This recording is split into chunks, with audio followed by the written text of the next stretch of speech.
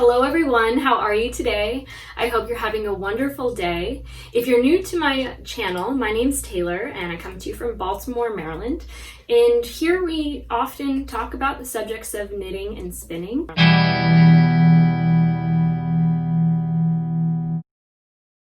I wanted to share with you all today my new project that I'm working on, and I wanted to kind of take you inside my mind through the process of choosing the materials, the pattern, and beginning that pattern and which modifications I choose throughout.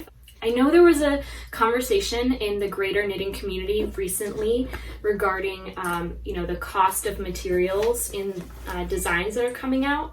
The recommended yarn or the yarn that a garment could be designed with might be financially out of a lot of people's reach when it's made with many skeins of luxury yarns. And so, a lot of people were thinking about yarn substitution and how to approach yarn substitution as a designer or as a maker. I will say I very often am purchasing materials without a specific pattern I am buying them for.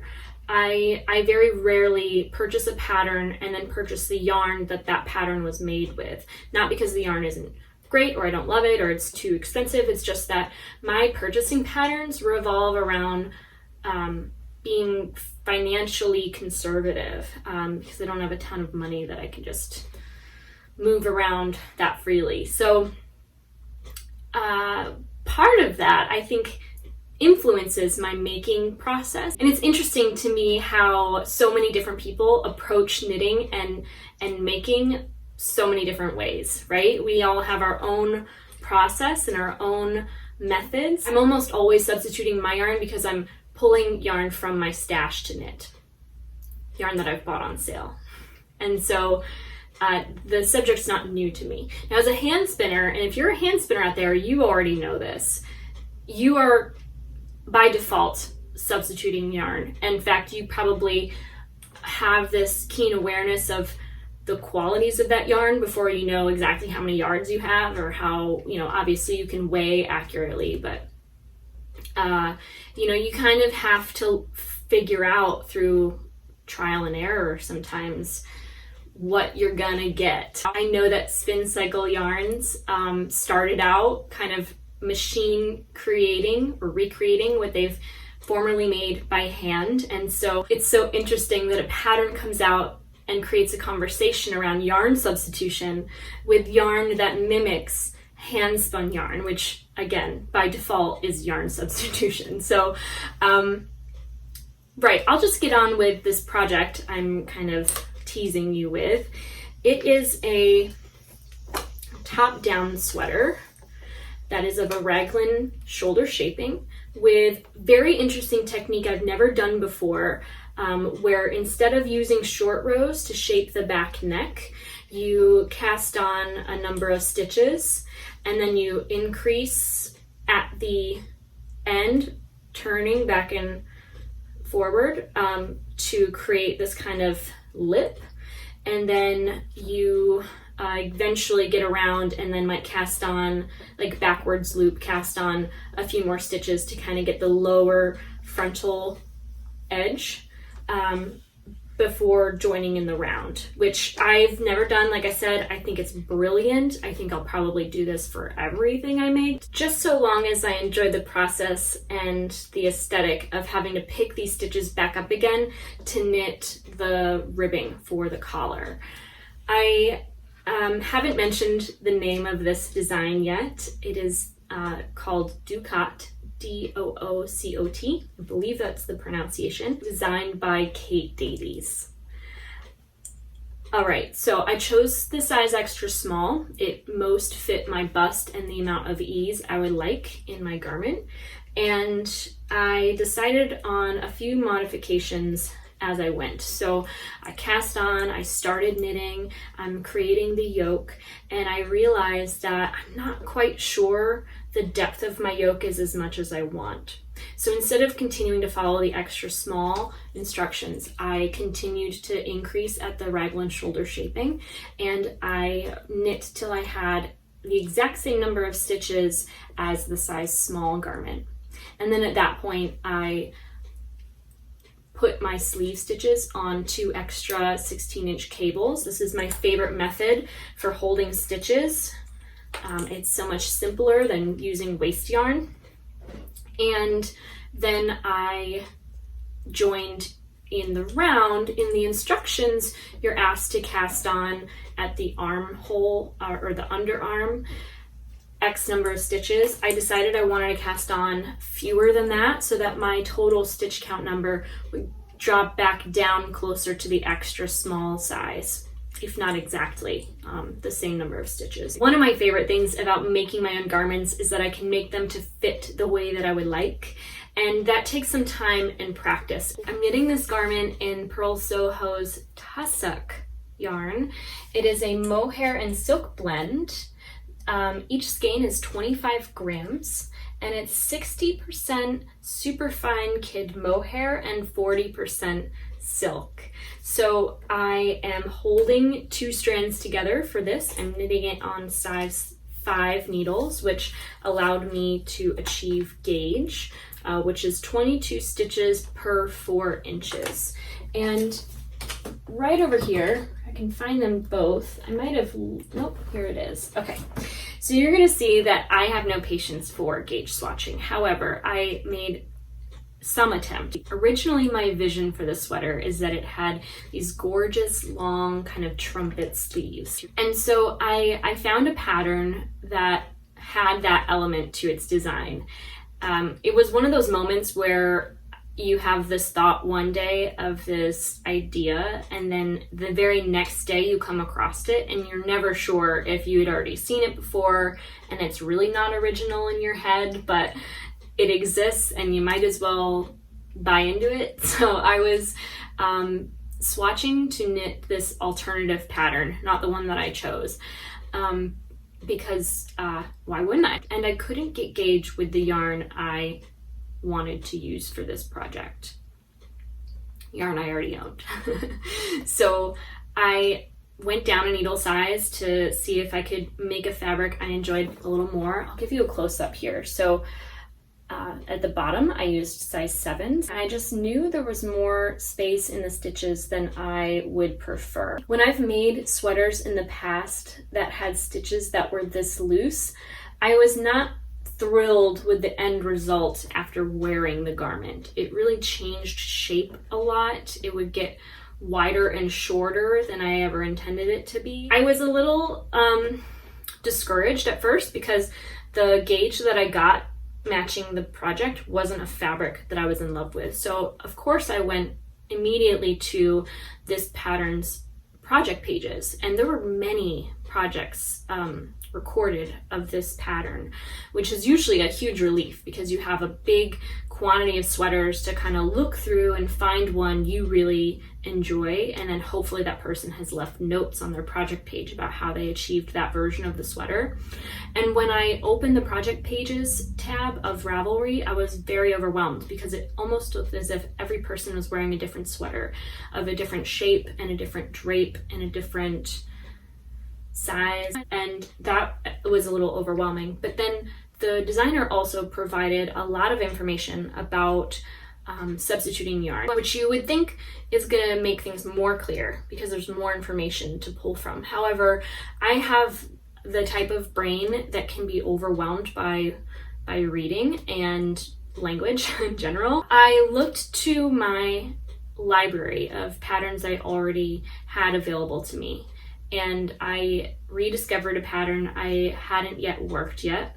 It's that which I've mentioned, and I'm happy that I was able to use something I already owned. I've obviously made a huge dent in a new project, and all I need to do now is continue in stockinette and then the ribbing.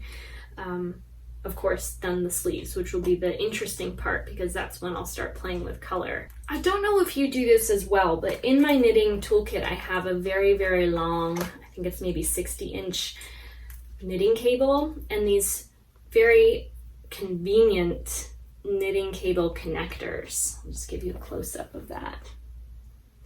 I want to try on my garments very frequently when I'm making them, just to, especially top down, but I will take off a needle, connect a new cable.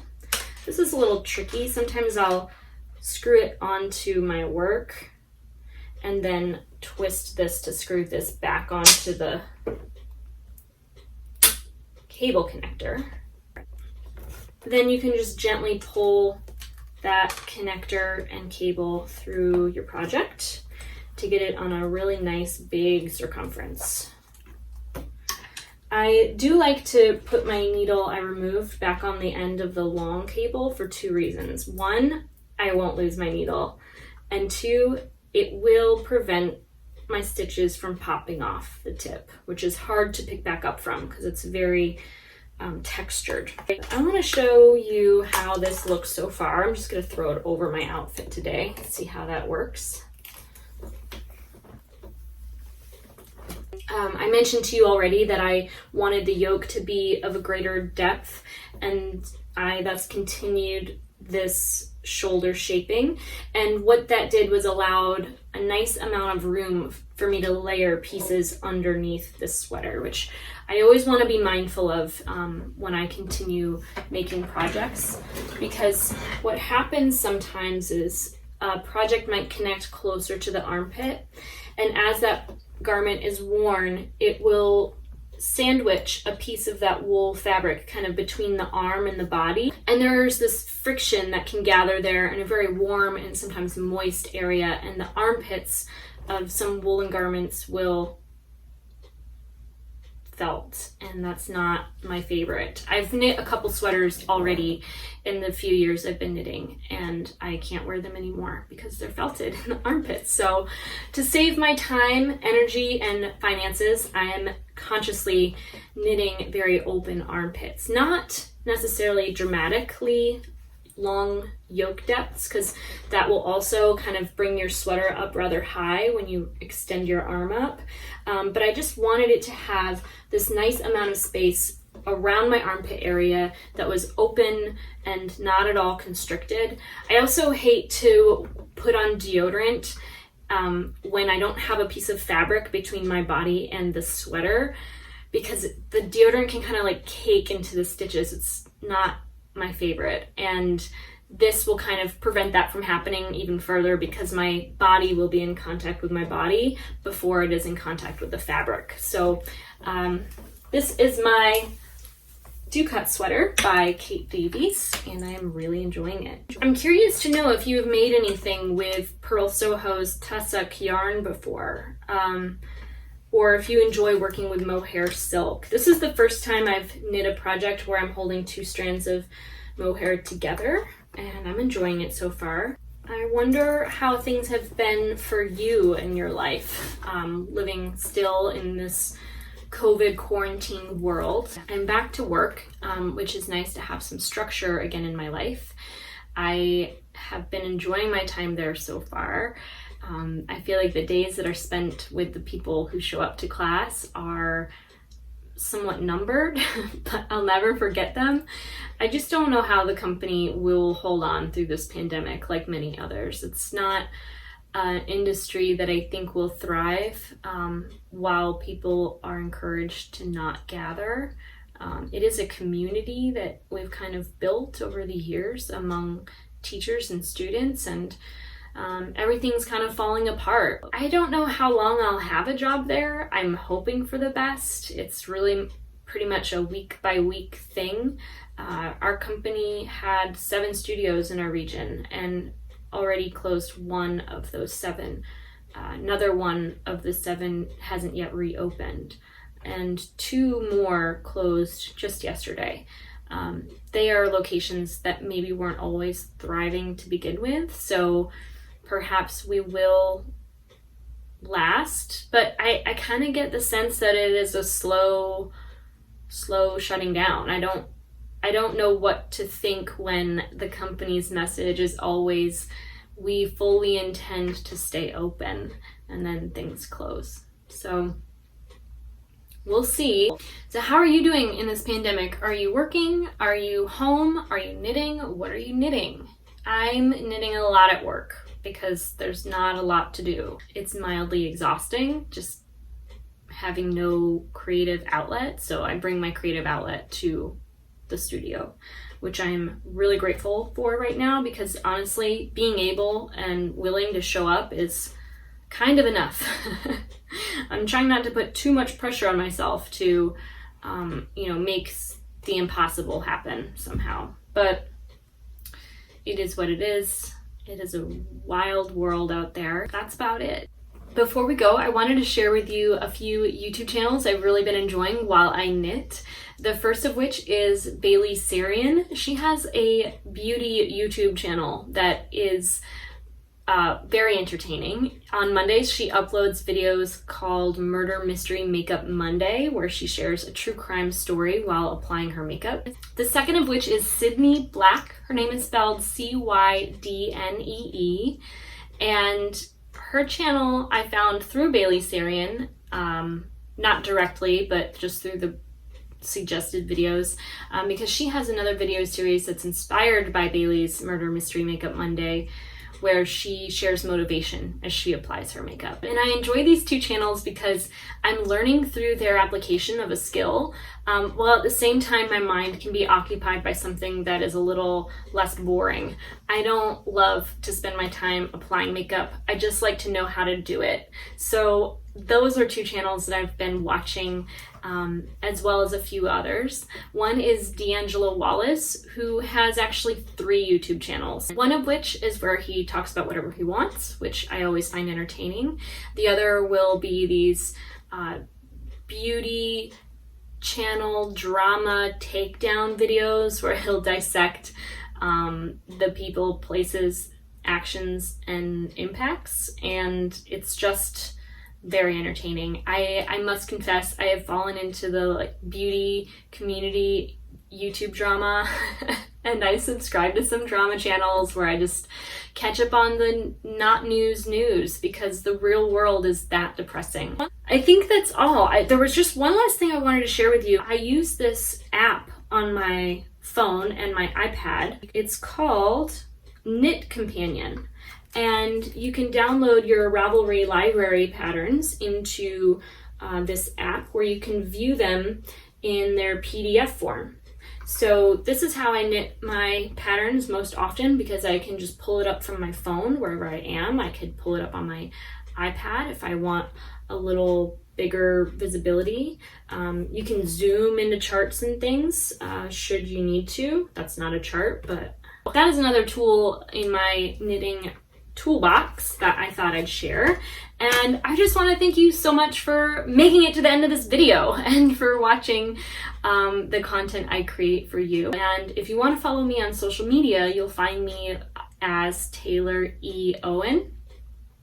And I want to thank you so much again for being here. Don't forget to like this video, give it that thumbs up, and if you haven't already, please subscribe to my channel. It is such a privilege for me to be here with you and to spend a little time together. I hope you have a wonderful day and you take care.